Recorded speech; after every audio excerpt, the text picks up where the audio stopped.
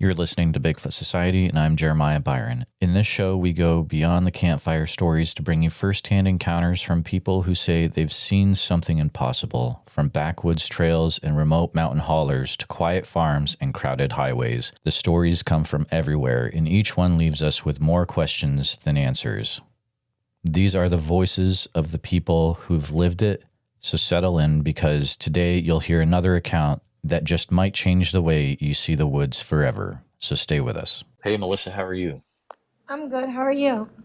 Doing great. So have you had a Bigfoot experience?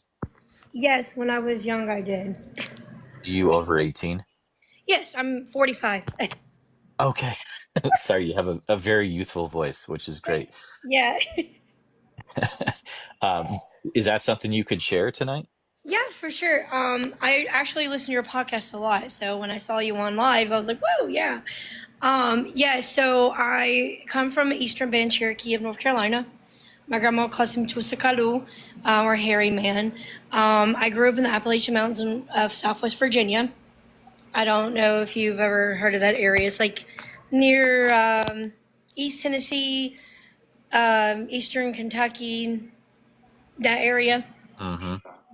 So I grew up in a really very dense area of the mountains. My grandmother used to tell us when we were younger, we have to close the shades at night because the hairy man would look through the windows. And this one particular night, my cousin and I forgot to close the shades. We were on the second floor. We spent the night with her on the weekends because I lived in about an hour away, closer to the Tennessee border, and she lived closer to the Eastern Kentucky border. Anyways, sorry, it's my first time telling this ever to anybody outside. Oh, wow. With a bunch Thank you of for people. doing so. No, it's no problem. I tell people like friends, but not anybody else. But anyways, I was asleep. It was probably like 2:30ish in the morning, and I woke up to something tapping on the window. And I was like, okay. So I look out and I see a big black silhouette with just little eyes. The eyes were like kind of like a hazel color. I could see the eyes, but just a big black silhouette because it like blocked out the lighting of the window. And I elbowed my cousin. Her name was Chamberlain. I elbowed her, told her like, hey, do you see that? And she starts screaming like instantly because she was probably 11. I was probably more like a 15, around 15, 16. She's screaming, what is that? What is that?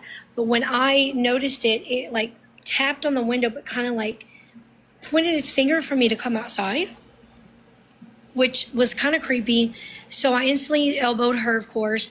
I was closest to the window. My grandma was closest to the wall, and then my cousin was in the middle. Everybody jumped up. My uncle got out of the bed. He went outside, and there was nothing there. It disappeared. It vanished.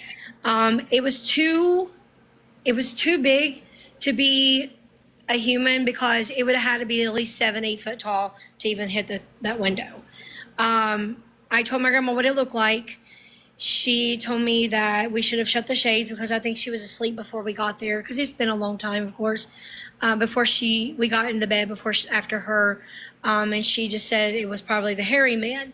Well, my great uncle lived deeper in the woods, and he told me the hairy man would come out at nighttime all the time, peek in their windows. He had like cattle, and they would steal the calves when the cattle would have the babies or whatever. But he lived deep in the mountains, but he called him the hairy man too. But my grandma had another name, like I said, Tusakalu. But yeah, I saw it when I was probably like 15, 16.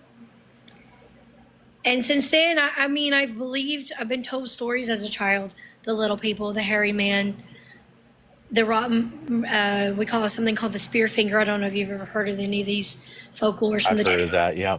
Yep. But I grew up on that kind of folklore. I wasn't the person I saw this and it changed my life because it's not supposed to be there. I was the person who had been told this since I was little, that these things were real, not to listen to your name being called, not to whistle after dark, close your windows. So it wasn't like a surprise, but there've been a lot of things my grandma had seen in that area too. Not just Bigfoot, other things like gnomes. She would tell me about little people all the time, gnomes. She talked about the Wampus cat a lot, things like that. Yeah. But I was very young. And I've been a Bigfoot believer, of course, since I was little, but seeing that, it was just too big. And someone posted a video online, not probably a couple months ago, I seen it, and it was exactly what I had seen. Exactly the same style. Like, it was so black that you couldn't tell it was anything. All I could see was a silhouette of something big, and I could see the finger, like a human finger. It was a humanoid, 100%. It was different. But yeah. That is creepy beyond belief. Do you remember looking outside the next day to see if there was anything weird you could see in the daylight, like tracks or anything like that? I guess I was too young to think about that. You know what I mean? Yeah, sure. And then my uncle, he just jumped up out of the bed, literally in his underwear, right outside. He's like, "There's nothing out there." My grandma, my cousin, she remembers it to this day. I don't really talk to her that much anymore, but she remembered it last time I talked to her about it. Because she was really young. It scared her to where she screamed. Like, I was trying to keep it low key, like, don't scream. Let's kind of see what it's doing, kind of thing. But I was also told stories of when we were young that they like children and women, and they like to lure kids out. And that's why you don't listen to your name being called or whistling or baby cries, because they like to lure you out. And I don't know if they have infatuation with women or children, but I do know that there's a story about a Cherokee girl who married a Bigfoot. Really? I've never heard that one. Yeah. So she was, I don't know if she wasn't stolen. She married one. But my grandma said they would steal women and children. So I don't know if that was our lure to come outside. It was kind of creepy a little bit. And I wasn't scared. I just tried to get someone else's attention so they could see what was going on too. You know what I mean? But my grandma didn't see it. Not that she didn't believe, she just didn't see it. It was just me and my cousin. Yeah. My goodness. You really grew up in the thick of it down there. Thank you for sharing what you've experienced. That's exciting. I mean, I'm glad I can share with someone who is like outside of my friend group, who doesn't look at you weird and like, Right. "You believe in that?" And I'm like, "Yeah, do you believe you're the only thing on this planet? Like, come on." Yeah, so, and I've seen UFOs too later on. Yeah, later on in my life. So I've seen some weird stuff. But I love it, man. It's crazy stuff. Would you be okay if I could use this audio from our conversation on the podcast? Oh yeah, no, that's awesome. Awesome. And I'll be listening to it. Like I said, I saw you in here, and I was like, let me join, because I want to see what it's about, and I don't care to tell you my story because I want somebody to know that they're real. They're not. It's not something people make up. There's too many people that see these things. Too much folklore in my tribe. There's just no way. You know. Absolutely. Well, Melissa, thank you so much for coming up. I do appreciate it. Hi there. How are you? Hi, I'm good. Yeah, well, my story is like it's kind of I don't know if it was a Bigfoot because I couldn't really see that it was, but it was definitely a huge shadow thing and it creeped me out. It was like right um yeah, so I passed the Tioga Pass in Yosemite, right? And so I'm pretty sure that it was a Bigfoot, I want to say, but I am not 100% sure because so I spent like a day in the forest, when it became night and I was camping. And my cats, I had two cats, and they wanted to go pee. And all of a sudden, my cats freak out and they don't make a sound. So that freaked me out. So I go in, I go and check on them. And all of a sudden, I also see what they were looking at, and they were frozen, like cats.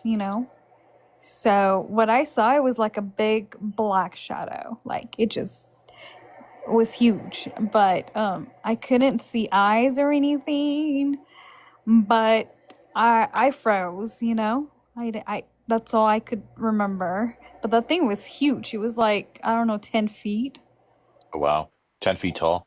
Yes, and I didn't know what to do, so I start calling my cats, and I it's almost like you're frozen, you know. But I don't know if it was because I was so scared or it was doing something to me.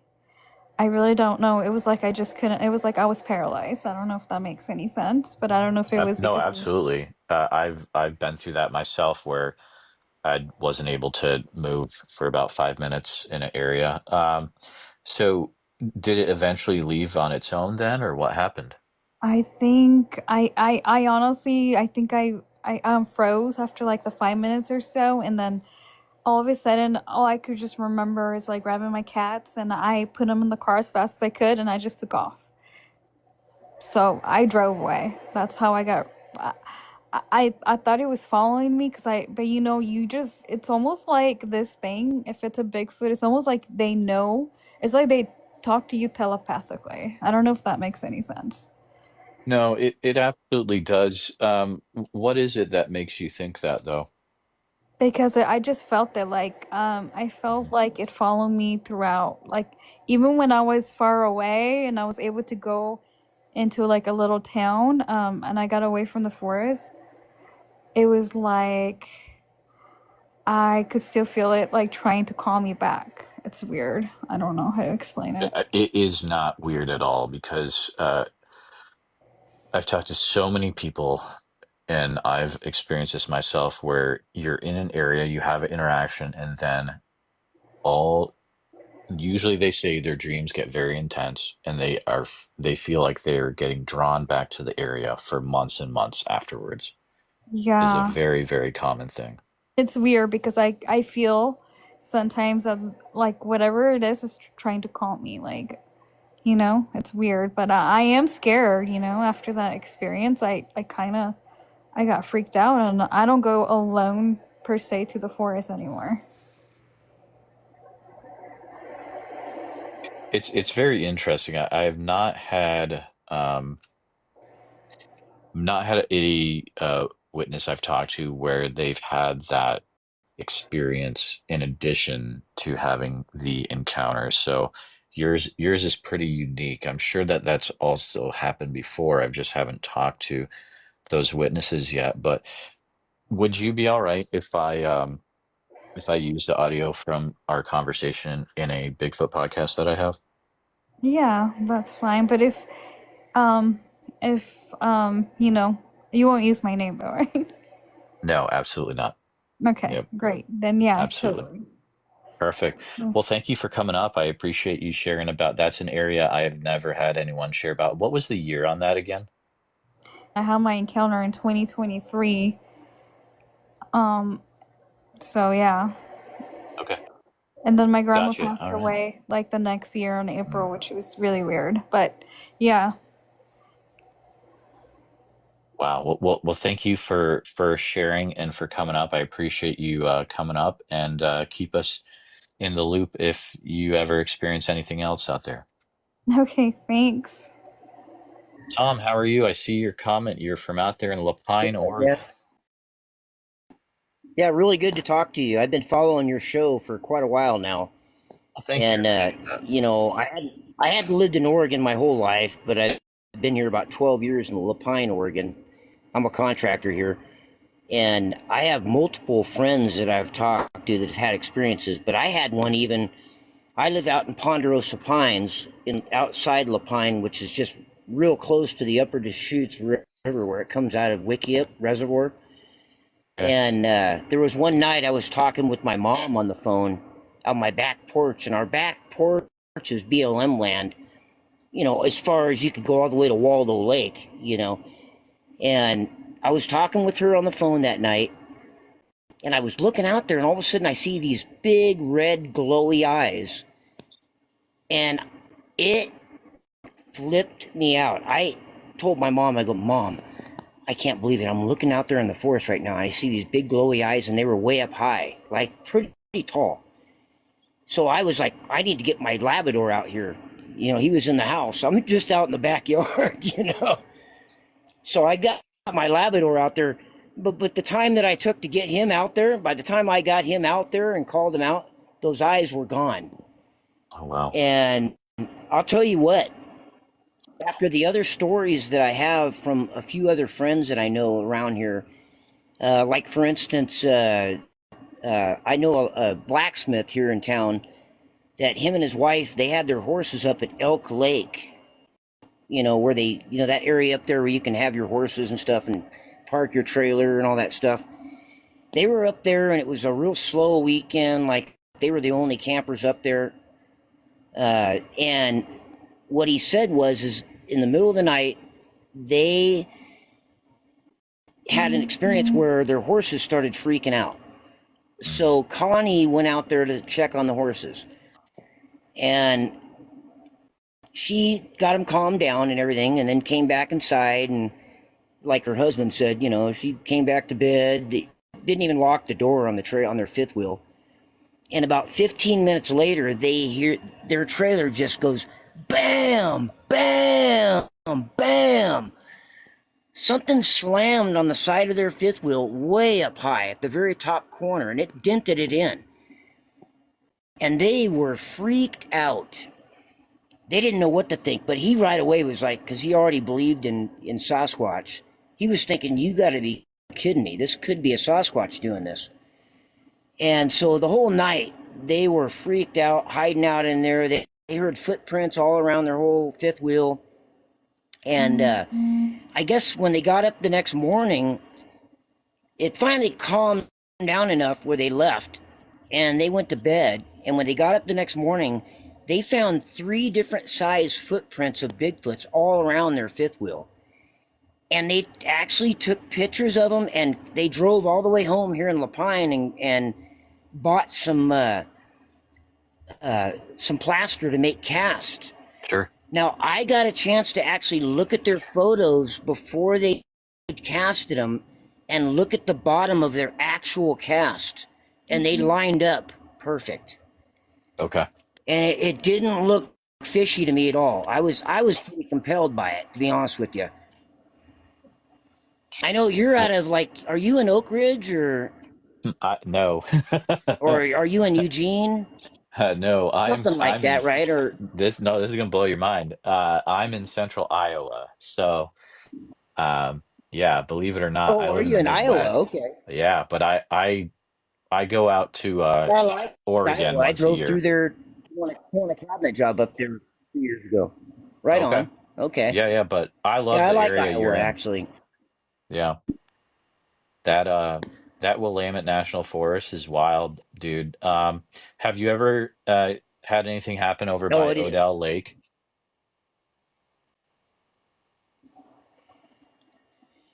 You know, Odell, you know, I watch a lot of stuff happening in the Oak Ridge, Odell, Hmm. and in the area of Waldo Lake. Um, you know, but as far as the people I know around here, I have another couple, an old couple.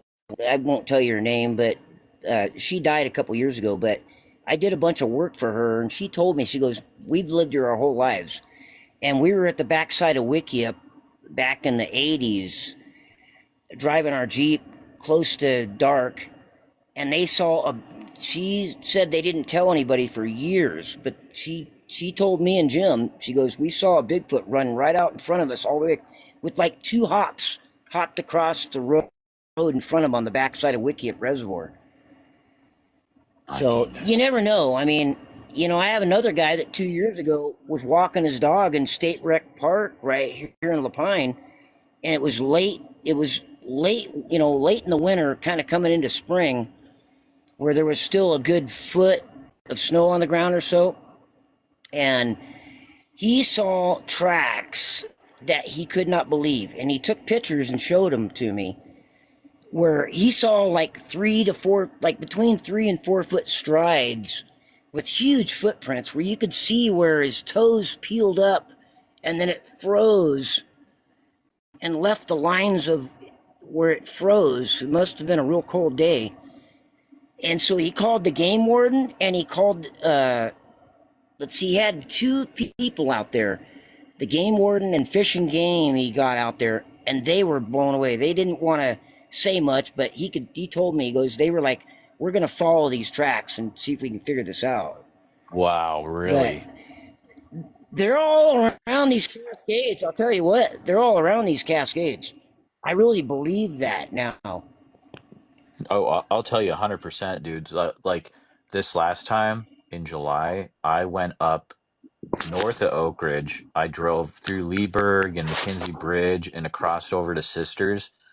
Dude, once you get up there, man, it's like Yep. there's no one's gonna save you. You're on your own, dude. It's crazy. Oh, when you get up above Sisters up in there, around Clear Lake and all those areas up there. I mean, that's such secluded forest up there. Absolutely. That, I mean, if there are Bigfoots, they're there. And I believe it. I definitely do. 100%. There's so many places in Oregon I want to get to that But, it's hard to get anywhere else. and I'm almost done cooking right now. I probably should let you go, buddy. Absolutely, Tom. Tom, do you mind if I Hey, I'll stay use in the touch with you, audio? buddy. Can I use the audio from this in the podcast? Are you cool with that? Oh, yeah. All right. Sure, you can Well, use my audio. You got permission. Yep. all right, sir. Well, it's been great. Hopefully talk to you later, man. Yeah, you got it, buddy. All right. Tom's a good guy. You can tell he's a good guy. Hi there. How are you? Hey man, how you doing? Good. How are you doing, sir? I'm doing well. Hey, I got a little story for you. Yes, sir. Yes, sir. Hey, I live in East Texas in the Davy Crockett National Forest. Sure. A couple of years ago, I was hunting and I was on my stand and I had a doe walk up on me and everything. And she was eating corn and stuff like that. And all of a sudden, her head perked up. She was looking around, and all of a sudden, she jetted. And when she jetted, there was something about 8 foot tall that jumped her and everything. I mean, I don't know if he got her or whatever, but he was about 8 foot tall. He was brownish gray. I don't know what I saw, but I know what I saw wasn't natural. Mm. And if you keep up with the Davy Crockett National Forest, that's where a lot of the Gulf Coast Bigfoot research people come out. Yep. And man, what I saw was a Bigfoot. So, Oh my goodness. I don't have a whole bunch to say about it, but I just want to say, man, it's something that gave me the chills. He was about 8 foot tall, couldn't see his face. He was just brownish gray, and he was in the Davy Crockett National Forest. Sure, I'll tell you, you're not the first I've heard that have had things happen in that forest for sure. That area, East Texas, is a wild area. Have you heard anything over by Boykin Springs and Angelina National Forest? What national forest? Angelina by Zavala. Yeah, Angelina National Forest, Davy Crockett National Forest, everything. I know there's a lot of stuff going on around Livingston, Texas, and everything. But yeah, I wasn't sticking around. He was on that doe's butt I mean, he was on her like quick. And yeah, man, I love what you're doing and everything, but we do have these things around here, and people need to be careful. Oh, yes, sir. Absolutely. Yep, absolutely. Hey, do you mind if I use the audio from this conversation in the Bigfoot podcast I have? Absolutely, man. All right. All right. Well, thank you for coming up, Yeah, sir. It's been are you a enjoyable. hunter? Are you a hunter yourself? Do you go out looking for them? So I'll tell you, it's an interesting thing because it started out talking to people. and it's very engaging. And it has gotten to the point where I've gone out in places in Oregon, and I go out to places in Iowa where I'm from, and Yeah. the line kind of becomes blurry, right, between um, I would say journalist and researcher at times. So, Right. Well, yep. man, you need to come to East Texas and check it out and everything around deer season and everything. So, Okay. yeah, man. Hey, we're full of them. I have a neighbor that lives out in the Brazos River bottom and everything, and she has been run out of her house by one that Run just out of her beats on house? her. It's run her out of her house. I mean, Really? it beats on the side of her house and everything, and this lady's about 80 years old. Oh my goodness, that's got to stop. Yeah, I mean, um, I have some people around here that kind of bait them a little bit with apples and oranges and stuff like that and everything, but I don't know of anything in the Davy Crockett National Forest where they're doing that. But that day changed my life. Mm, These things are real. They're out there, 100%, man. It, I would love to talk to that lady. She needs help. I might be able to get her some help. Hey, that would be awesome, man. Yeah, because we're right here on the Trinity River. Well, I'm about 15 miles from it, but she lives in the bottom of the river and everything, and this thing has scared her to death. Um, my my email is bigfootsociety@gmail.com. Um, I can give you a phone number right now too, if that might be easier for her. Okay. It's just let me know if you're able to make a note of it. Yeah, let me get a pen real quick. Okay. All right. Won't you tell me what your number is? It's 515 What 809 505? 515 515 809 809 0165. 0165. And where you at? You're in Iowa? Yep, Iowa. An easy thing she could do is start putting up a few game cams around her house, to be honest. No, it's already run her out of her house. Oh, she won't go back. No, she ain't going back.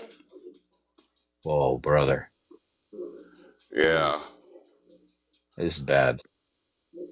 Yeah, whenever you start getting comfortable around something, they're going to come visit you. Mm-hmm. So, but yeah, Okay. man. Hey, I just wanted to share my little story with you about the David Crockett National Forest and everything. Man, I appreciate you listening. Thank you for your phone number and everything. But if you ever get a chance to come to the David Crockett National Forest in Houston County, Texas, come on. All right. Yes, sir. Yes, sir. All right. Well, thank you for coming up, man. Oh, absolutely. Thank you for listening, buddy. Man, that was legit. That was a good dude. That was a good dude. Feel bad for that I feel bad for that lady though. Hey Joseph, how are you, sir? Doing good. How are you this evening? Doing well. What brings you up today? Well, I just thought I want to share a couple of encounters I've been seeing between Texas and Washington State. Okay. Well, I don't know you like which state you want to hear first. Um, I'll let you choose. Well, I'll start by Texas. I was 25 at the time, and I had to get to work one morning, and I was waiting at a bus stop. It was like 5 a.m. and it was still dark and everything. As I was waiting for the bus, this is it's like the outskirts of town, and I heard this tree knock because across from me there was a bunch of forests and stuff like that. And outside the forest there's a bunch of like trailer homes and other stuff that people live in. So anyways, I heard the tree knocks. And I ignored it at first.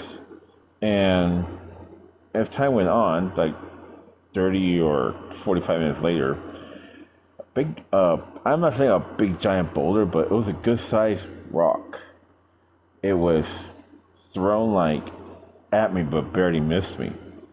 And so I walked towards where the rock was thrown from, and I shouted, and I said, "Anyone there?"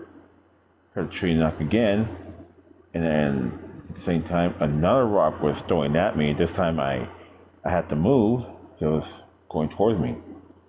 So I decided to do, I got the same, well, not exactly the same rock, but another good sized rock. I decided to throw the rock back at it. And I'm sure I hit it, and it really pissed this thing off. Yeah. And it lay out a good grunt. And I moved towards it.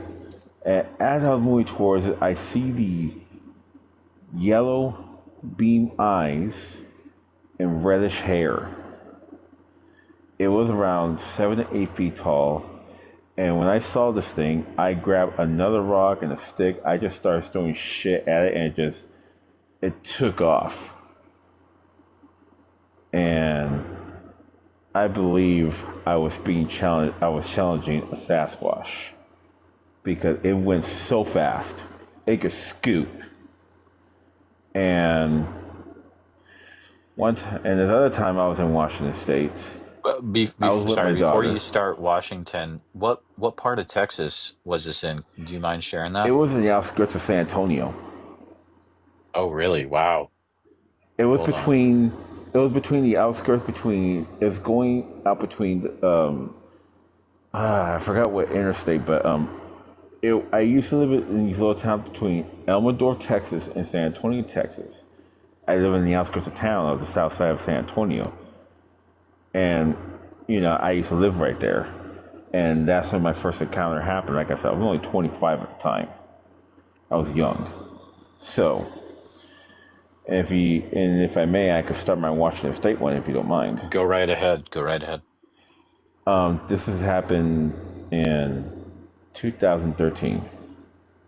My daughter was like 1 at the time, and we went camping. And her and her mother were cooking, and her mom came up to me. She goes, "Beb," I'm like, "What?" She goes, "There's a god-awful smell, like a stench." I was like, I smelled it too, so I decided I went over there alone again, like I always do. This time, I heard, instead of throwing rocks at me, I was just getting another tree knock, so I got a stick. I decided to do a tree knock again, and I'm like, oh boy. I told myself, round 2. I told myself, I hope this is not the same one. I mean, at this time, I took a good look at this one, but I did the most loudest tree knocks, and it kept knocking, and once these tree knocks, it got closer and closer. It sounded like I was surrounded. Like, it was all around me this time. So this time, I don't know, I'm pretty sure I pissed him off, though, because I'm the type of guy who stands his ground. So I had to pee really badly, so I pissed by a tree. And the dumbest thing, and the funniest thing, though, I was tree knocking at the same time I was peeing. And my wife came up to me. She goes, "What on earth are you doing?" And I said, "Bev, whoever's out in these woods, I'm telling it to stay out of my territory, and I'm marking it." And she thought I was crazy. And later on that night, we were sleeping. Again, we heard all bunch of tree knocks. Like, they were pissed. Not just I guess I pissed on the tree. It got to a point that we had to get out of there because it was just like too much, and I really pissed them off, I suppose. Literally and figuratively. What part of Washington was this in? It was like it was in the outskirts of Shakopee. Shakopee. Let's see. Yeah, not Shakopee. I'm trying to remember the name. Um, what was it? No, I'm sorry. It wasn't Shakopee. It was outside Tacoma. And that's when I decided I made myself as an independent paranormal investigator. But I'm just doing out in the Midwest right now. So I'm out in the Midwest, and I'm doing my own investigation.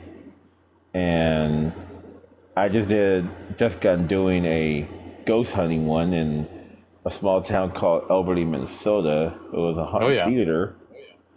And this place used to be a hospital for the Spanish flu back in the 1920s. And a 26-year-old woman died there of complication of the flu.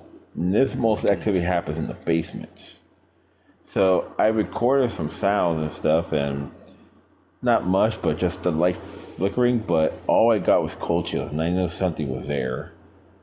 And I don't think that lady was there to do harm. She just didn't want to leave. And a person came up to me the other day, wants me to do an investigation to go to Wisconsin, do investigation the Beast and Bray Road. So that's my next assignment. Oh, that's great. Yeah, that'd be a fun one, man. That gets really wild up there. But yeah, I decided to call myself the Midwest Monster Hunter. I love it. I love it. Dude. Because, like, instead of going to groups, I do solo. Gotcha. Well, dude, keep us in the loop with what happens next for you. But, would it be all right if I use this conversation audio in my Bigfoot podcast? Please, most certainly get my story out there, and I could become known. And I just followed you, and like I said, there's always something out there bumping in the night, and we are not alone in this whole planet. That's one thing. That's one's for sure, though. Well, absolutely, I agree with that. Well, Joseph, thank you for coming up, man. I am going to check in with you. Thank you. Thank you for giving me the opportunity. You have a good night now. Have a good Stay one. safe. Hey there. How are you doing today? I'm doing good. How are you? Great. What brings you up, sir? Well, I just wanted to share my story. I'm from Eastern Kentucky. Okay. Last year, we was out riding side-by-sides, and we come off a reclaimed strip job down into a deep holler. We call it Dark Holler. And my friend and his wife was in front of me, and they have a little bit bigger of a side-by-side. It's set up a little bit better.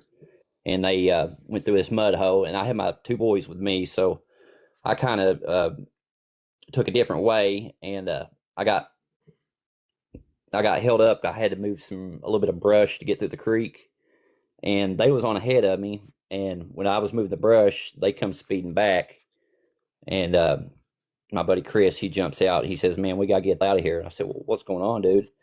He said, "Something is hollering on both sides of the hills down there."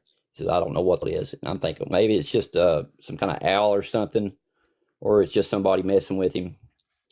And so we get the brush cleared, and I jump on him my side by side, and I get up on out the creek, and I kind of pass him up, and I just watch behind me there, to see where he was stopped at, and he told me to stop, and we shut off the side by sides there, and I stepped out, and we was on down the creek there, and something gets throwed about 10 foot from their side by side, and it's just like a stick or something, and I pull out my Glock, and I shot 2 shots up in the air, and I kind of walked about 10 feet up on the bank, and a rock goes whizzing right by the side of my head.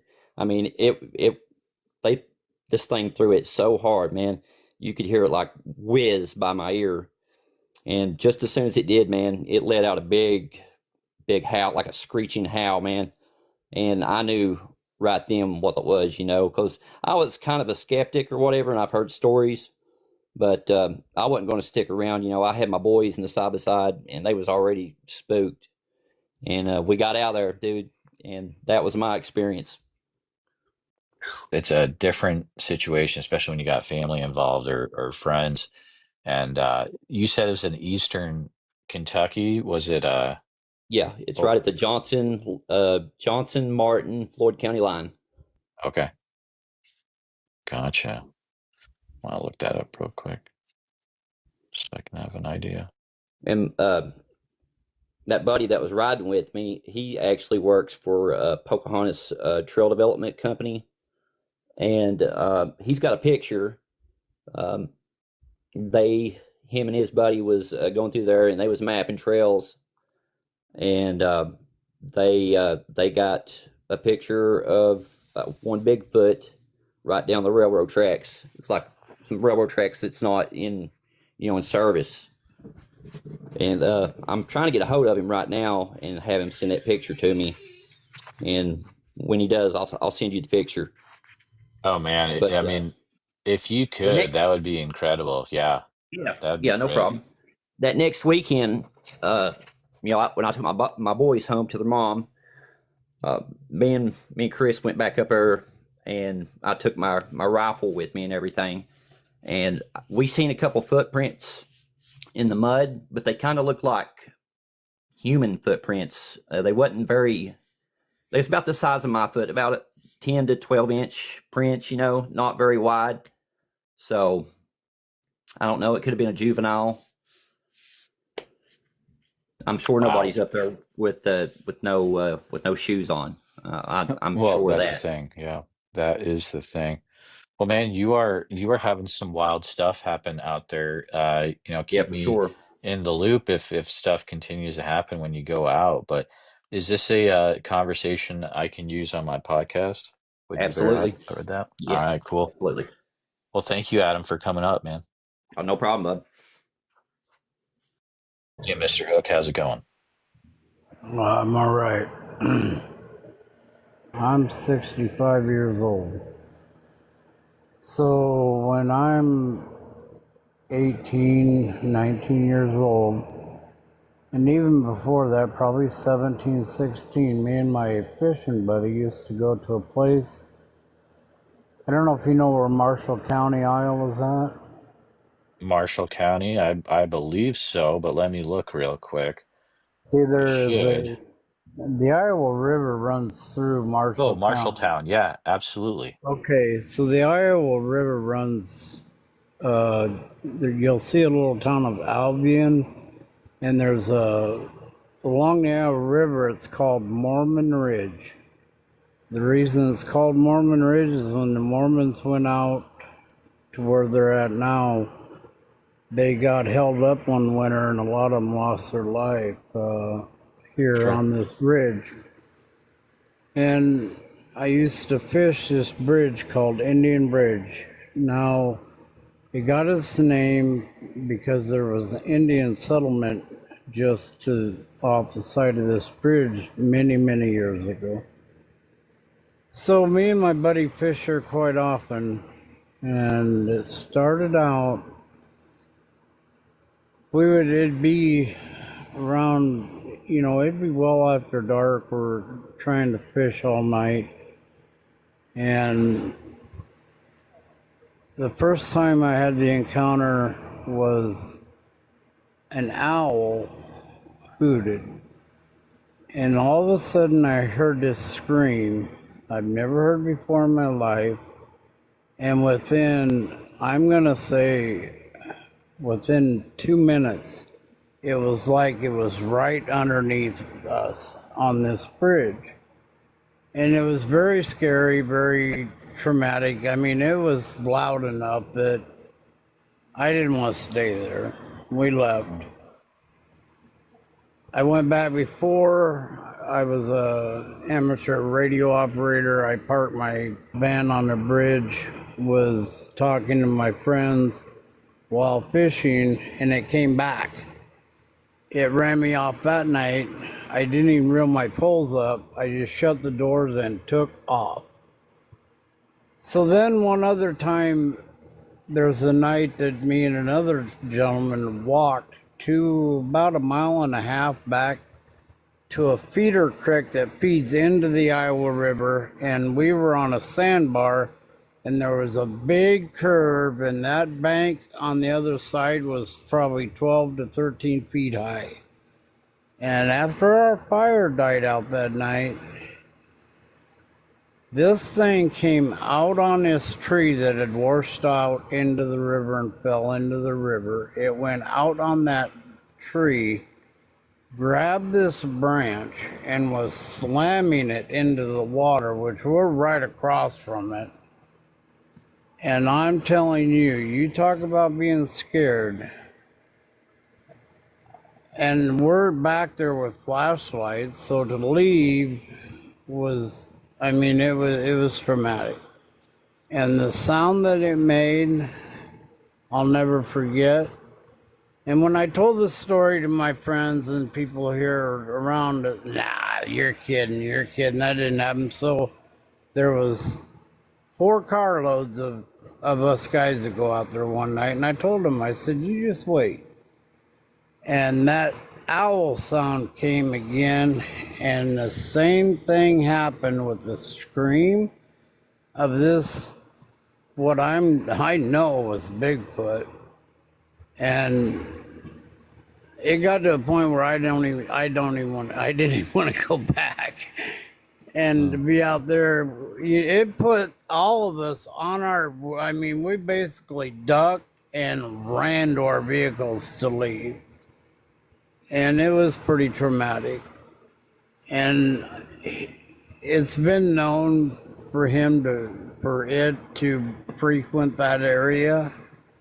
And you're not far from me because you're in 515 area code. So I'm assuming you're in Story County or you're in Des Moines. I'll tell you this, I'm on the other side of Des Moines, but not too far. Okay. Well, I'll tell you what. I could take you out there, and I guarantee you'd have an experience. Really? Oh my goodness. I'm in the 641 area code. Yep. But like I said, from State Center, I'm just north. And it runs that river, and the Iowa River, and it has scared the heck out of me many times. And I haven't been out there in probably 20 years, but I grant you it's still there. I know it is. And to be out there alone or to be with a buddy and be out on that bridge and to have it do what it done to us, I mean, it just make your hair stand up. The scream alone was, you could hear it probably for a mile. And all of a sudden it sounds like it's right underneath the bridge. Now, how it moves that fast? Was that in the 70s, 80s? Yeah, it would have been, well, I'm 65 now, so it would have been in the 80s. Okay. Yeah, the late 80s, or the late 80s. Because I was in my 20s and 30s when I was going out there. You know, it started even when I was younger, as 17. That's where we fished. But once it got in the area, every time, I can't figure out why the owl is with it. You hear the owl, and after the owl, look out, because all hell's going to break loose. Because it's like I don't know if it's a messenger, if it's it doing the owl sound or what, but the scream that it makes and the noise it makes, I don't want no part of it. Oh, absolutely. I don't want to come face to face with it. And when we were out there, we were back almost a mile and a half to 2 miles back in the timber and following this feeder creek that feeds into the Iowa River, and that bank is 9 feet tall, 10 feet tall, and it's 3 o'clock in the morning, and the fires died down, and we don't have any more wood to put on it, and this thing is lashing out at the water. It's a stick, because we heard it break it, and all of a sudden it just starts slamming the water. And it was just, yeah, it wanted us out of there. Oh, no doubt about it, man. I mean, people don't realize how crazy Iowa can get for Bigfoot stuff, especially the Des Moines River also has some crazy stories from over the years, all the way down to the Right. Missouri border. Yeah, I wouldn't want to come face to face with it. I can tell you that. Mm-hmm. Mm-hmm. And I don't understand what it has to do with the owl. But I've taken many people out there and I've told them, you wait. It'll show up. And sure enough, there's that owl sound. And then there's that scream. And it's just, it's hard to describe. Yeah, that's some wild, wild stuff. Well, Mr. Hook, thank you so much for coming up. Do you mind if I Yeah, no use this problem. conversation for my podcast I have? I don't care, man. All right. All right. I'll tell you what, you ever want to get scared or you ever want to try to have an encounter, look me up. I'd All gladly right. take you out there. I'm gonna follow you just so I have a contact for you. But thank Yeah, you so much. I'll follow you back, man. All All right, right. enjoy, guys, and You have a good one. you too. Thanks. Hey, Brian, how are you? Hey, brother, I'm doing good. What brings you up, Just sir? just jumped on here and was looking at some lives and noticed that you were doing a Bigfoot live, and Yes, I indeed. don't ever get on these. I don't follow these a whole lot because I've had experiences in my life, and anytime you try to tell somebody something, you know exactly how that goes. I get it. It's I get it. Well, you have actually, to get a hold of me, you probably read some of my comments. I saw one of them, and it was pretty interesting. Yeah. So back in, oh my gosh, I'm 52 now. When I my first experience, and I believe at that time I was 10, maybe 11. I think I was 11 years old, and my buddy was a couple years older than I was. We all lived in rural Missouri, and played in the woods. We were so familiar with the woods. We were with all the time, squirrel hunting, rabbit hunting, whatever. One day we were playing out in the yard, jumping bikes over ramps, and having a good time like kids do. And we decided we're just going to go to the woods because that's what we did all the time. Well, the woods, after we crossed into the wooded part, they were different. There were things different. Steven and I'll never forget this. My buddy Steve and I both stopped and we were like, what is going on? Trees were bent over. Mm, It was just something that we'd never seen. We grew up in those woods. You know what I mean? We knew those hmm woods like the back of our hands, and there was something different going on. And these trees, and they were young, kind of young trees. They were bent over and out of nowhere. And there's people that believe different things about Bigfoot. This came out of nowhere. Steve and I both stopped. I'll never forget this. We both stopped because the woods were different. And all of the sudden, out of these bent over trees, it was like, and I know this is going to sound really weird, it was like something opened up and jumped out of, like, I don't even know, it looked like a portal, maybe, hmm as an older, and just crashed. I mean, such a loud crash, maybe 50 feet ahead of us, scared us to death. And I will never forget what it looked like. Um, and we turned around to run, and everything was in slow motion. I mean, it was like we could not get away fast enough, and there was like some sort of a weird, it's hard to explain, like almost like a magnetism, like it was like over the top of us. It was crazy, and it wasn't until we hit the tree line to where the houses were back in the country to where it all just went away.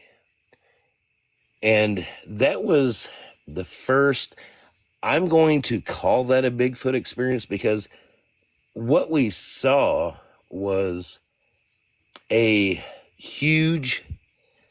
what we saw and heard was a huge, hairy something, man-looking beast ape, huge, and it just came out of nowhere. It came out of like just a space and just landed in front of it with a big, huge crash.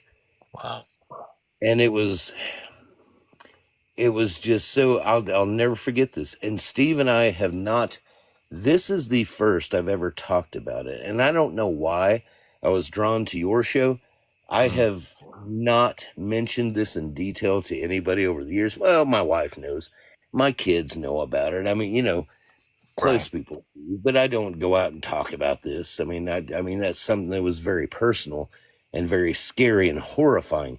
Stephen will not talk about it to this day. I mean, it's just something that we don't share with people because it was so out of the ordinary, and just so, I've learned a lot since then because I did a lot of Bigfoot research, and I've done UFO research, everything else.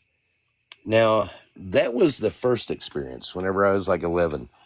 So in I believe it was 1996, I think, I used to do some storm chasing. I graduated back in 1991. Used to do some storm chasing. I've been in radio. I've been in broadcasting for years, 32 years. And so I was doing some storm chasing. And in South Missouri, there was, oh my gosh, it was tornadoes running just rampant everywhere. It was like a breakout.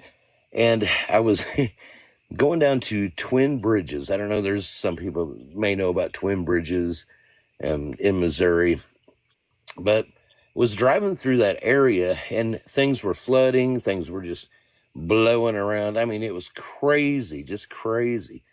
And I was going around a corner, and Twin Bridges there's a canoe rental area down there. And I actually had in mind to check on some canoe prices because some buddies of mine wanted to go canoeing, this, that, and the other. And I thought, well, this is perfect because I'm headed that way to chase storms. So I thought I'd stop by the canoe rental place and just kind of see what they had going on. But right at that time, they had some tornadoes going on in that area.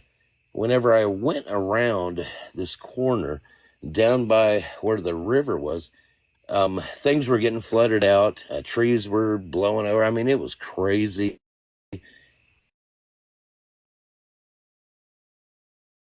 Uh-oh. Brian, I think you may have muted yourself by accident.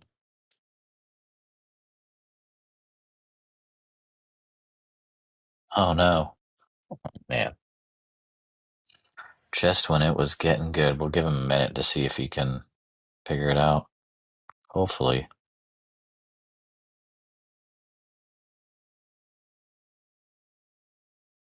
Oh my God, it took my breath, but I knew it was a female because you could see the breast area. Hey, And Brian, I apologize. You've been muted for the last like half a minute. oh shoot. Yeah, so the last thing I heard was like you were looking into rental canoes. Yes. And we were storm chasing and looking into rental canoes down in the Twin Missouri. Oh, no. Okay. And the tornado, I was storm chasing at that time. I reported back to the weather station, all this. And up a hill, it was a steep grade, walks this Bigfoot. It was a female. she was holding hands with a baby, a small. Well, he wasn't small. I mean, he was like, he or she, whatever, was like 4 foot tall. They were holding hands and they were coming up the hill that was so steep. I mean, you and I could not walk up this hill. I mean, there is no way. And I mean, that's a hill that if you wrecked your car around, I mean, it was like a 25-mile-per-hour corner kind of hill down to the canoe rental place. And that was the first female that I'd ever seen. You could tell by the breast. And I mean, and it took my breath away. I didn't even catch my breath till I got down to the actual canoe rental place. I'll never forget it. It's burned a place in my brain. She was holding its hand and they were walking up that freaking hill. That's not what's wild. Here is what's wild. Whenever I pulled down to the canoe rental place, there were some old timers in there. It was like one of those places where people just kind of hung out. I walked up on the steps. This old guy, this gentleman was outside, and he looks at me and he says, "Are you okay?" And I said, "I just saw something up the hill." And he says to me, "Was it Bigfoot?" And I said, "I think it was." And he opens the door and hollers in there, and like 3 guys come running out, and apparently they had experiences or something. I don't know. But these 3 guys run out, and they all go somewhere. I don't know.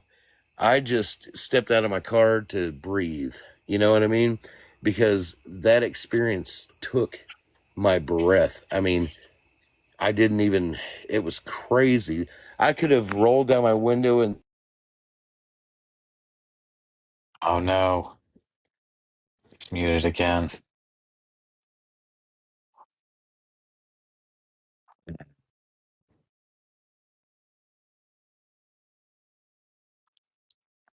around there. Yeah, they took off. I don't know if they ever found nothing. I don't know. I went in, I bought a soda, and the clerk was kind of in on it, and he was like, "What did you see?" And I told him what I saw, and I got my soda, and I went home. I went to visit my mom. I was chasing storms, and That's wild. I think I may have missed a part. So the 3 guys that went running, where did they go running to? I don't know. They Oh, okay. headed. Yeah, I was so taken back. I was out of breath. You know what I mean? I was so, whenever I pulled down to the canoe rental place, I didn't even ask for prices.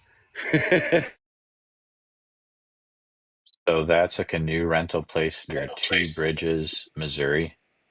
Yeah, well, it's Twin Bridges, and Twin it's Bridges, down. sorry, yeah. It's down around. Oh God, I used to know that area so well, but I've been up the northern part since, but it's got Twin Bridge. In fact, if you Google Twin Bridges canoe rental, Yeah.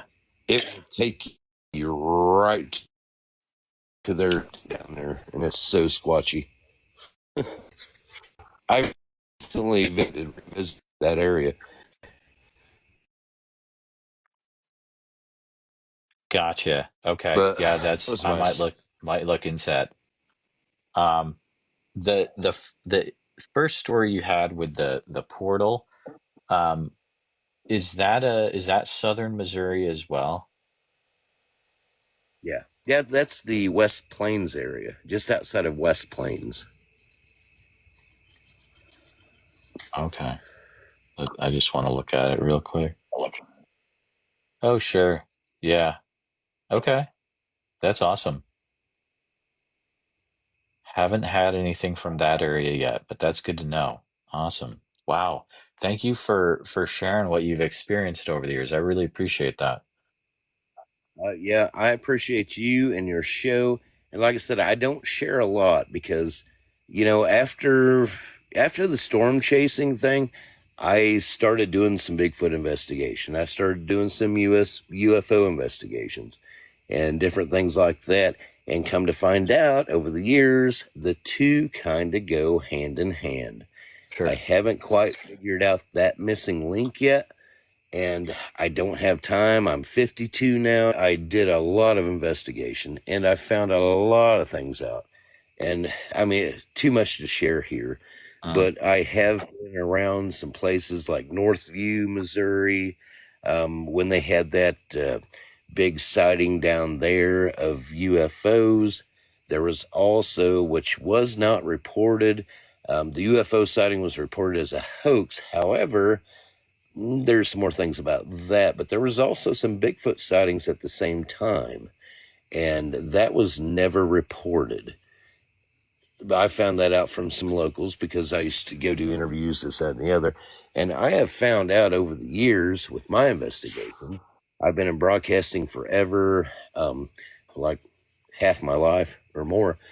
But I have found out that a lot of the times UFO reports and Bigfoot reports kind of go hand in hand. So there is a missing link there somewhere that we kind of need to figure out, you know? Well, I agree 100%. There's a lot of people don't realize that there's Bigfoot reports in the MUFON database, from what I've heard. Oh, right. Yeah. Yeah, there are. Yeah, it's wild. It's wild, man.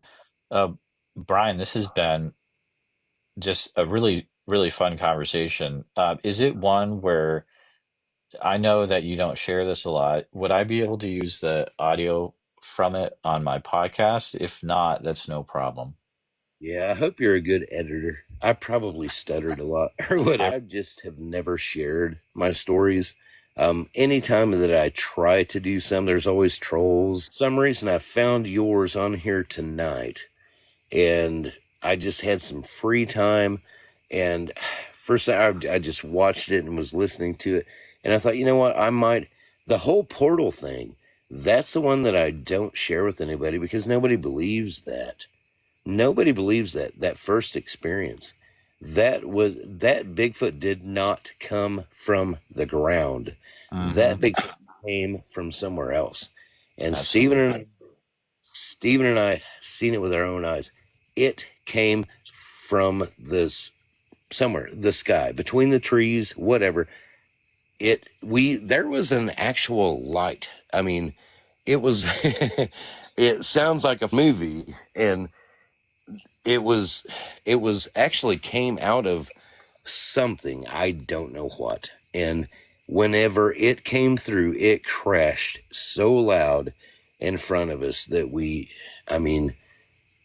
I can't even explain it. And that's why I never have until tonight, because nobody would believe it. I can't just come face to face with somebody and explain it, because I can't. You can't imagine what it was. You know what I mean? It's like all of our little tree. I mean, we know these woods like the back of our hands, and all these trees were turned and bent like in a U shape. They met each other. These younger trees, some of them were older. We knew these woods like the back of our hands, and when we got to that part of the woods, we did not recognize, and we stopped, and then all of a sudden, something came from somewhere and just exploded with this creature coming out and landed in front of us. I mean, it shook everything. And we turned to run, but couldn't run. Stephen and I will both tell you today we were running as fast as we could. I remember the woods going by, but I also remember just not being able to get anywhere. And Stephen would say the same thing, but he don't talk about it either. And until we hit the clearing, until we cleared the woods, right when we hit that wood edge and hit the clearing, that's when everything went off. And Steve and I were both running full speed. I mean, we were kids. We were like, what was that? But we were being chased by a monster that came out of nowhere. Came out of not the woods. Came out of a frickin' circle. Came out of a something. You know, it's crazy. Wow. It's an incredible story, for sure. I just want to double check. Would I be able to be cleared to use the conversation, or what do you think? You know what? Go ahead and use it. Go Okay, ahead and use it because I'm 52 and I've sure. never shared it. Brian, thank you so much for coming and for sharing publicly what you experienced. I appreciate it. I'm gonna check in with some other people, but it's been good talking to you today, sir. Thank you. All right, man. Thank you for having me on. Just edit me good, okay? You got it, sir. Yep. All right, brother. All right, brother. I'll check in with you soon. I'm going to follow. Thank you. All right. Good stuff, man. What I can't imagine um keeping that in for more than 40 years. Hey Karen, how are you? Hey, I'm doing okay. I apologize for sending a request earlier and then chickening out. Oh, you're okay. um, I've never done this before, so bear with me. You got it. I've had two experiences. Um, Little backstory. I'm a real tomboy. I was born a tomboy. Used to go fishing all the time with my dad. My first experience happened when I was with my dad, and I was about 12 years old. I'm 60 years old now. Mm. And I'll share the location on this one because it was so long ago. We were at Table Rock Lake down in the Ozarks. Yep. We vacationed there every year. My dad would save us time up, you know, we'd go for a long period of time, like a month. And we were fishing real early in the morning. My dad had a health condition and he would kind of randomly fall asleep. My mom, you know, go fishing with your dad, which I wanted to go anyway. So we go out there. It's about 5:30, 6 o'clock in the morning. And we have a little trolling motor on the boat, you know, we're going back into a cove. And as we got back into this cove, I heard something. I just assumed it was like deer or something. And I think my dad did too. And my dad was an outdoorsman. And we kind of got back into that cove, you know, and we were going to rest a little bit and do a little fishing back in there. And I think we got too close in because something yelled at us that was so loud. I just remember that years later, I went to a concert and that like vibration in your chest from the bass, it was almost like that. Mm. It was unbelievably loud. And it was the first time I ever heard my dad drop the F-bomb. He didn't know what it was. Scared the living daylights out of me. And I just remember him being like, to effing paddle. The trolling motor wasn't getting us out of there fast enough. Wow. He never told my mom. He's like, don't say anything about it. And I never did until years later, when I had my second experience, which was only 3 years ago. Oh, wow. If it's okay, I don't want to share the location. That's fine. Yep. But I live in Illinois, and I actually live just south of Pekin in a rural area, a little rural town. And there's been a lot of sightings, I know, up in the Pekin, Peoria area. A ton. One of them was really weird because that remember that one of that truck driver that was like a male guy or something, and he was going by Glasgow, Illinois, like 6 o'clock in the morning, and it was like in the Banner Marsh Yeah. area. Yeah, he's come on this live before to talk about it, actually. That morning was the same morning of a thing we have here called the Spoon River Drive. Okay. And that morning, about an hour and a half later, my daughter, her best friend, and myself went right down that same road. But I didn't know that there was, obviously, I didn't know there was a sighting that morning. But yeah, later on that same day, we were going down there as part of the Spoon River Drive because we were garage sailing and antiquing and what have you, and we were going to Glasgow, I think is how you pronounce it. And that was kind of weird. I was like, oh my gosh, I was glad I wasn't with my daughter and her friend and we had seen a Sasquatch, because I think we would have had to come home because they would have soiled themselves, I'm sure. Oof. But my experience was, I'm a rock hounder. Like I said, I'm a real tomboy. And I don't know if you get a lot of rock hounders that have called in. A few of them, yep. Because, that takes us out in the deep woods, not on a trail. And this is something that I do. And I can tell you what state I was in. I was in Arkansas. Okay. I had gone there with one friend, and we had kind of taken off that morning, and in an area, he went one way and I ended up going another, and a small little part of this story, but I can't help but feel like it added to it. The one girl that was there that she works in the area, and there was a raccoon that had babies in a wood pile, and they had cleared them out of the wood pile, and I'm guessing the mother must have either taken off scared and didn't come back or ran back into the wood pile. I don't know, but I know they had these babies. They bottle fed them. They all took off except for one.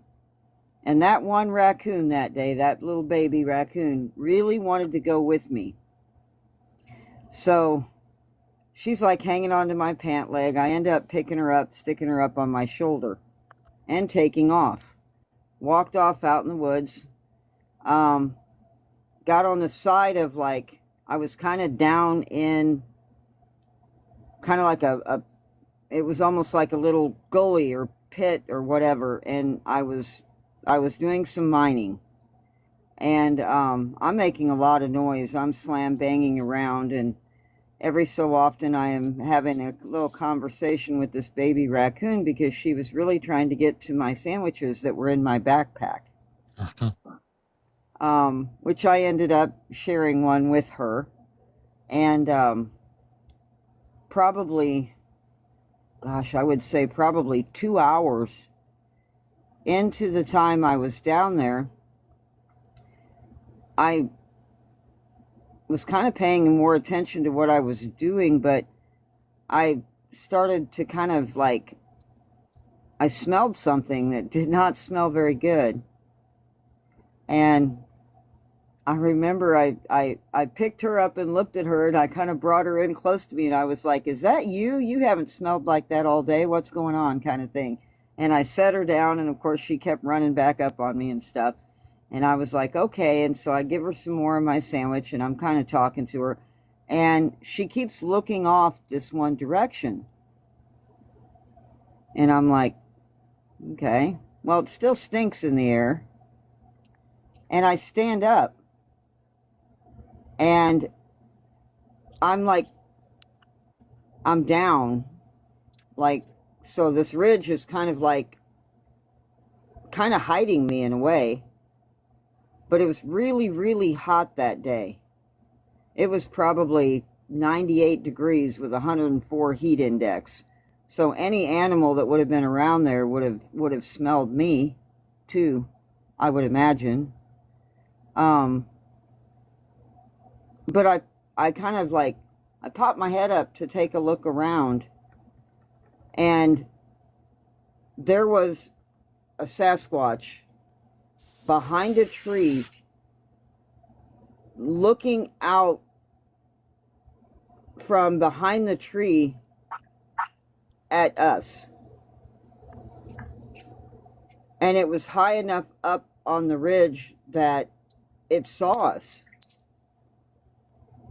And I looked at it, and it looked at me, and it put its head back behind the tree. And the tree wasn't big enough to hide the whole creature. I'm going to call, I say creature the hardest part for me has been how much it looked like a man. I haven't been able to wrap my head around it completely. And I don't know why I didn't feel like women have a kind of a sixth sense. I mean, we can, and I mean, yeah, I don't think I was breathing for a few.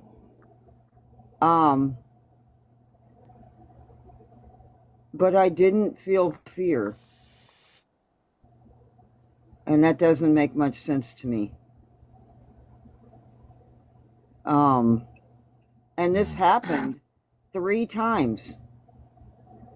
He put his head back behind the tree, and I sat back down, and I thought, my friend is not even in screaming distance to me.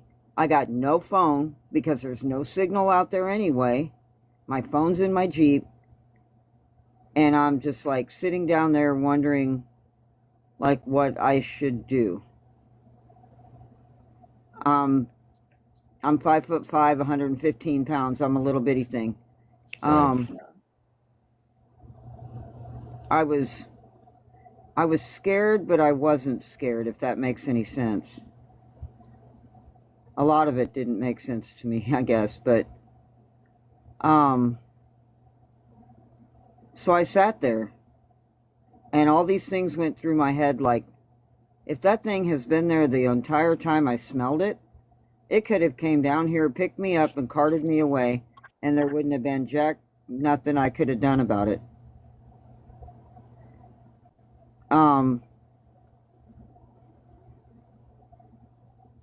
I popped my head back up. And I don't know why I did this, but I mean, this happened 3 times. I popped my head back up, and it was looking back out from behind the tree at me and the raccoon. And I looked at it. I mean, I got a look in the face. It had like a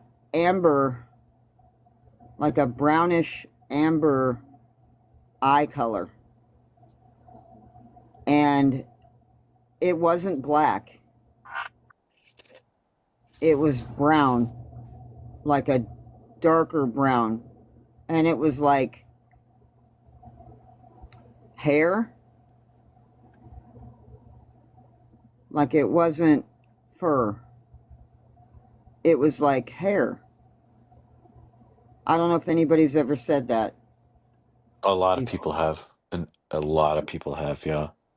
Wow. How far away from it were you again? Oh God, I'm not very good with distance. Maybe, gosh, I don't know, 500 feet. Wow. Like I saw his face and his shoulder. He was like behind the tree, and he was facing to the side. So his body was like a profile to me, and his head was turned, and he was leaning back.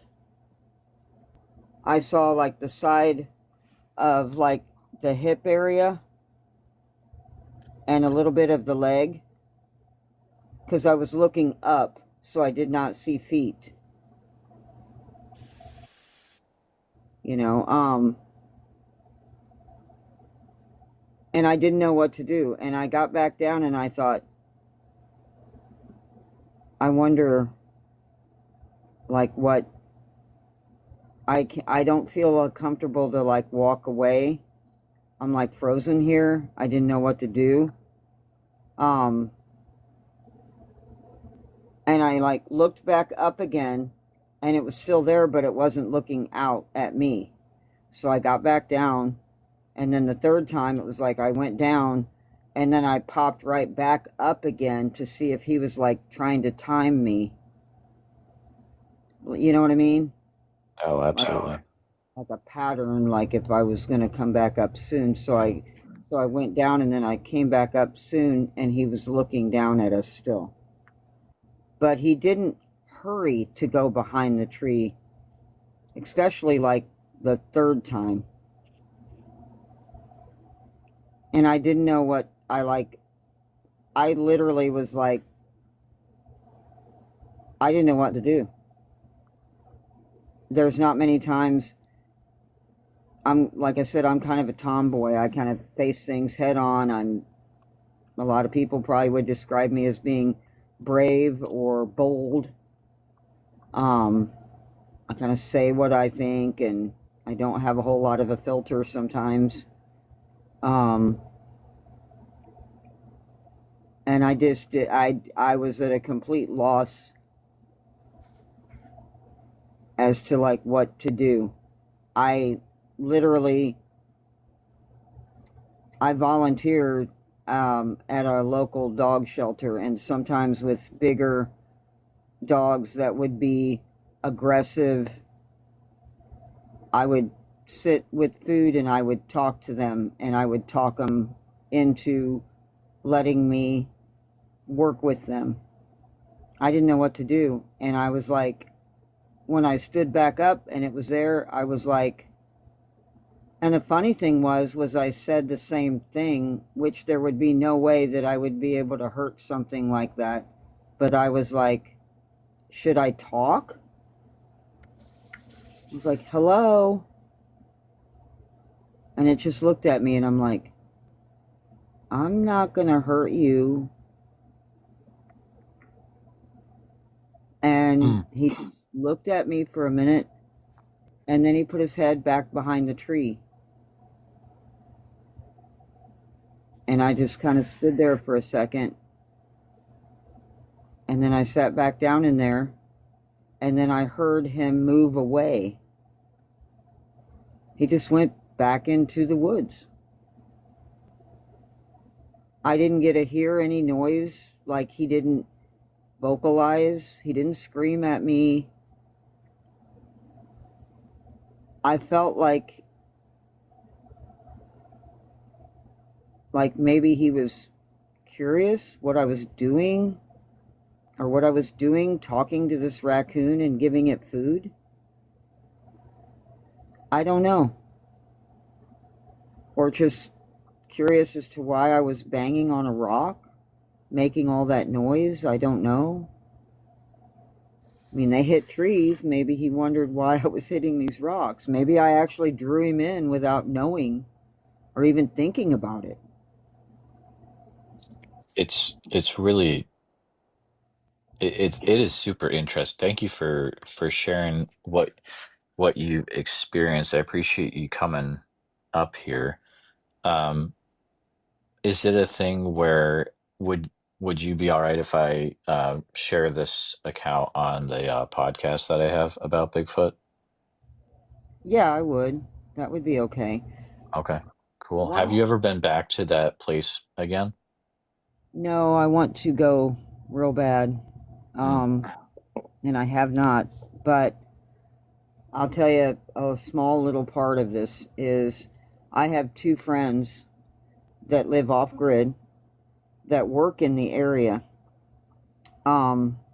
And I could maybe email you if you didn't share some of the more detailed information. okay. I'm kind of changing a few things here and there of the location stuff and what was going on. But Right. I have two friends that work in the area, and you may even been able to read between the lines here, I don't know. But they live off grid, and they only drive about 5 miles to get to this area. And when I shared it with them, because I was kind of freaking out, they were like, oh, well, you saw the big guy. Hmm. Very casually. And I'm like, so like, you know. And they're like, yeah. And they both look at each other and we're like, we should have probably said something before we just let you go down there. Wow. That's wild. And only 3 years ago. Yeah. And they have been putting baskets of apples in an area where not just this one, we have figured out that the one I had my experience with, I believe to be kind of like the equivalent of like maybe a teenager. The big guy is probably the father of this one. And a female has been seen only a couple of times. And the female has a more reddish color to her. The big guy is humongous, huge, 8 to 9 foot tall. I did see footprints. I was shown the apple area and the footprints going back and forth to that area. Lots of them. And I wear a 7. I can put my foot heel toe, and the foot was still bigger than mine. And when I put my feet side by side, they were wider than mine. Okay. Wow. But the one that I saw, it was hard to tell because I was looking up. But I'm guessing that maybe it was 6.5 to 7 foot tall. Its head was huge. The head was huge, and it had like ever since I came back, one of the things I've said to people that just my family know, and one of my close friends who is a believer and does follow you and a lot of other people, I told him, and I showed him 2 pictures that were sent to me by the people that work there. And he freaked out because he said that they were the best photos he had ever seen in his life of a Sasquatch. They never shared them. They don't have Wi-Fi. They don't listen to anything. They're completely off-grid people. He was pretty excited about it when I told him. But the way that he looked, if someone told me that they saw a Bigfoot and it looked like a gorilla, I would look at them like they were lying. If somebody told me it looked like a gorilla, I would know that that's not what they did not see a Sasquatch. They were not telling the truth because it looked like a man. It looked so human. That's been the hardest part for me to wrap my head around. That is the thing that a lot of people struggle with that I've talked to. Just how it looks so human. It's and I haven't had a visual yet myself, but that'll be hopefully that happens someday. We'll see. But Karen, it has been a pleasure talking to you tonight. Thank you for sharing what you've experienced over the years. Well, thank you for being there to feel comfortable to share with. I listen, I put my ear pods in at work and I listen to you all the time. I appreciate that. Thank you. Yeah, that's awesome. And I just got to, after you listen to you for a while, you become more comfortable, and I know that people are not going to make fun of me, and I don't really worry about that because I know what happened to me. I know what I experienced and what I saw, and I now know that after years later, all the audio that's came out, I know that what my dad and I heard when I was a little kid was a Sasquatch. Absolutely. So loud. It was so loud. If anything else happens to you in the future, we would love to hear about it. But thank you so much for coming up, Karen. Thank you. Thank you for listening to this episode of the Bigfoot Society podcast. Every encounter we share reminds us that the world is bigger and stranger than we think, and that the truth is often hiding just beyond the tree line. If you enjoyed this episode, please be sure to subscribe to the channel on YouTube, hit the bell so you don't miss the next episode, and share this with a friend who's into mysteries, monsters, or the unexplained. And if you're listening to us on Spotify or Apple Podcast, please follow the show there and leave us a 5-star positive review, because all that helps more people discover the show. And remember, if you or someone you know has had a Bigfoot sighting, please, I'd love to hear from you. So email me at bigfootsociety@gmail.com and let's start the conversation. If you haven't gotten a chance yet, check out our membership community over at www.bigfootsocietypodcast.com. And that's where you can hear tomorrow's episode today, early and ad-free, and members-only episodes every week. Also, it's a place to connect with other people that are into the Bigfoot subject as much as you are. Thanks again for following along with the Bigfoot Society. Until next time, keep your eyes open, trust your gut, and never stop asking what else might be out there. And see you in the woods.